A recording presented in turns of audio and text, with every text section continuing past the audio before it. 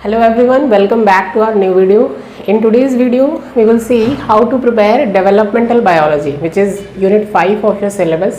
आज की वीडियो में हम लोग देखेंगे कि डेवलपमेंटल बायोलॉजी को आपको कैसे प्रिपेयर करना है, कौन कौन से टॉपिक्स को अच्छे से तैयार करना है, क्योंकि जो यूनिट 5 है आपके सिलेबस की, विच इज़ डेवलपमेंटल बायोलॉजी, ये बहुत ही स्कोरिंग यूनिट है, बहुत ही स्कोरिंग सब्जेक्ट है.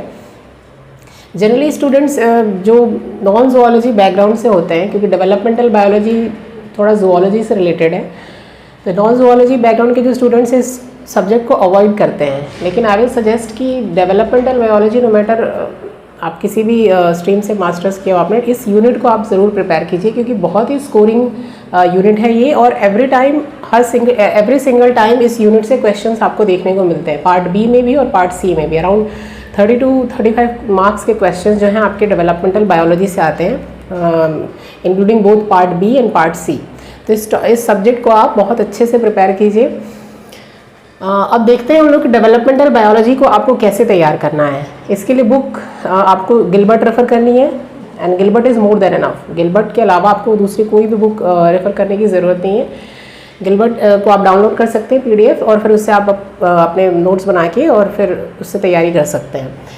तो आइए देखते हैं कि डेवलपमेंटल बायोलॉजी में आपको क्या क्या पढ़ना है, कौन कौन से टॉपिक्स को आपको पढ़ना है. तो डेवलपमेंटल बायोलॉजी का जो आपका सिलेबस है उसमें एनिमल डेवलपमेंट भी है और प्लांट डेवलपमेंट भी है. लेकिन CSIR का फोकस जो है वो मेनली किस पे होता है, एनिमल डेवलपमेंट में. तो एनिमल डेवलपमेंट को ही आपको ज़्यादा अच्छे से तैयार करना है. प्लांट डेवलपमेंट में बेस्ड क्वेश्चंस बहुत कम होते हैं. तो देखते हैं हम लोग कि कौन कौन से टॉपिक्स हैं डेवलपमेंटल बायोलॉजी में. फर्स्ट है आपका डेवलपमेंटल बायोलॉजी. क्या है, जो डेवलपमेंटल प्रोसेस होती है ऑर्गेनिज्म की, उसके बारे में पढ़ना होता है. कौन कौन सी स्टेजेस होती हैं एक ऑर्गेनिज्म के डेवलपमेंट में. तो पहले हम उन स्टेजेस को देखते हैं. तो फर्स्ट है फर्टिलाइजेशन. First topic fertilization. और फर्टिलाइजेशन भी, ये जो डेवलपमेंटल प्रोसेसेस है, इनको आपको सभी ऑर्गेनिजम्स में नहीं पढ़ना है. The best part about this subject is कि कुछ स्पेसिफिक डेवलपमेंटल प्रोसेसेस को कुछ स्पेसिफिक ऑर्गेनिजम्स में ही पढ़ना है. जैसे फर्टिलाइजेशन है, तो फर्टिलाइजेशन सभी ऑर्गेनिजम्स का नहीं पढ़ना है आपको.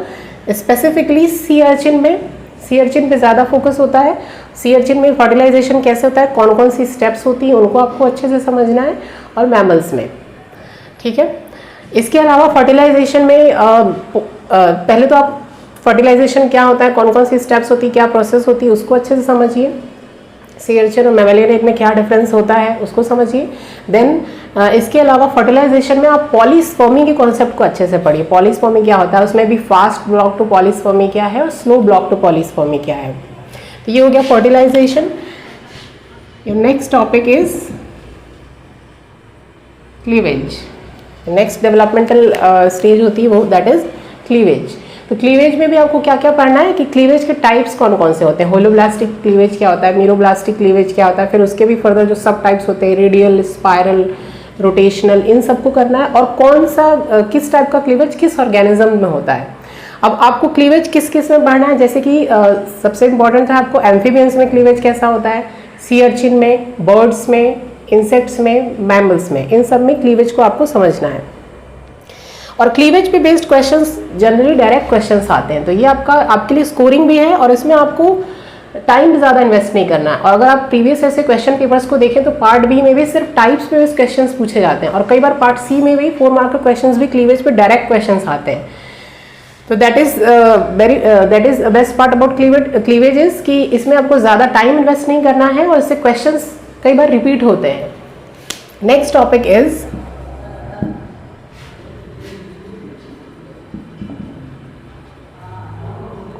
गैस्ट्रुलेशन. नेक्स्ट डेवलपमेंटल स्टेज होती है गैस्ट्रुलेशन.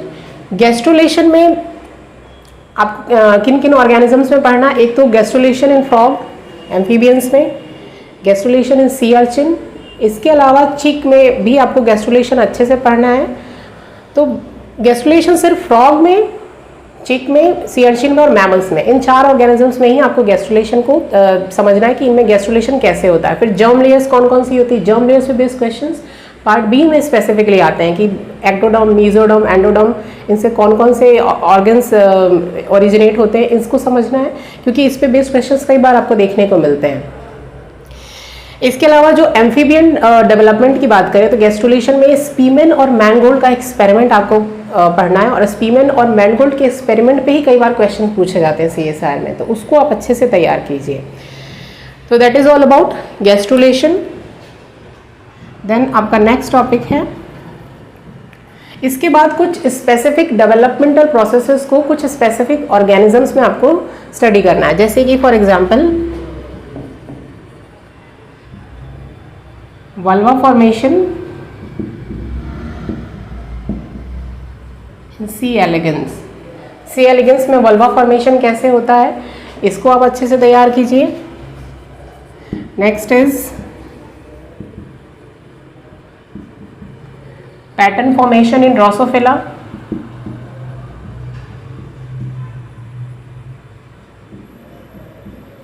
ड्रोसोफिला में पैटर्न फॉर्मेशन कैसे होता है, डिकॉइड और नैनोस प्रोटीन्स क्या हैं, उनको अच्छे से तैयार कीजिए। इसके अलावा होम्योटिक जीन्स क्या होते हैं, एंटीनापीडिया, प्रोबोसिपेडिया, इन सबको अच्छे से समझना है आपको। Then your next topic is limb development in vertebrates. Vertebrates में लिम्ब डेवलपमेंट क्या होता है, इसमें एपिकल एक्टोडर्मल रिज क्या है, उस पर बेस्ड जो एक्सपेरिमेंटल पार्ट है उसको अच्छे से तैयार कीजिए, क्योंकि उस पर बेस्ड ही क्वेश्चंस कई बार आपको, अगर आप प्रीवियस ईयर के पेपर्स को देखें तो एपिकल एक्टोडर्मल रिज पे बेस्ड क्वेश्चंस कई बार आते हैं। Then next topic is limb regeneration. Limb regeneration में पहले तो आपको पढ़ना है कि लिम्ब रीजनरेशन के कौन कौन से टाइप्स होते हैं, epimorphosis, morpholaxis, compensatory regeneration. Then amphibians में कैसे होता है, एम्फीबियंस में स्पेसिफिकली आपको पढ़ना है लिम्ब रीजनरेशन कैसे होता है, रेटिनोइक एसिड का क्या रोल होता है लिम्ब रीजनरेशन में, क्योंकि स्पेसिफिकली रेटिनोइक एसिड के रोल पे बेस्ड क्वेश्चंस आपको पार्ट सी में कई बार देखने को मिलते हैं, तो उसको अच्छे से समझिए। Then next is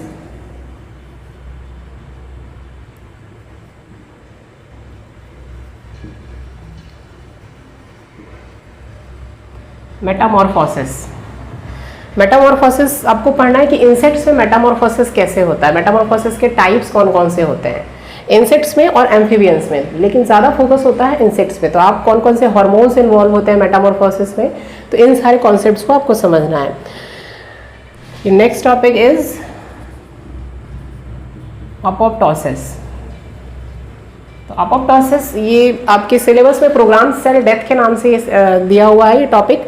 program cell death क्या होता है, अपोप्टोसिस क्या है, उसके टाइप्स कौन से, एक्सट्रिंसिक पाथवे, इंट्रिंसिक पाथवे, और इस पे बेस्ड क्वेश्चंस ऐसे देखें तो अगर अपोप्टोसिस को आपका ये सेल बायो और कैंसर बायोलॉजी का भी पार्ट होता है, लेकिन आपके सिलेबस में program cell death developmental biology में दिया हुआ है, तो आप इसके अंदर भी पढ़ सकते हैं।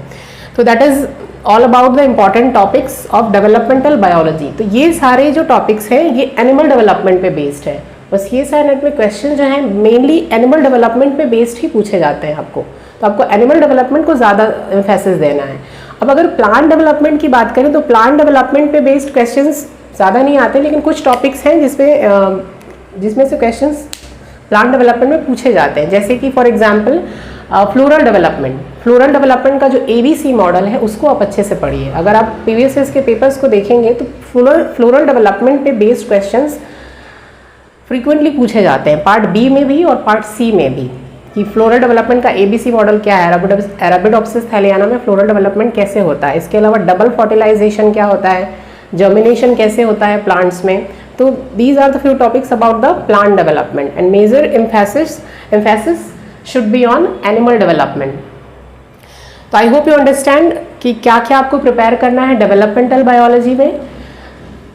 Thanks for watching this video, all the best.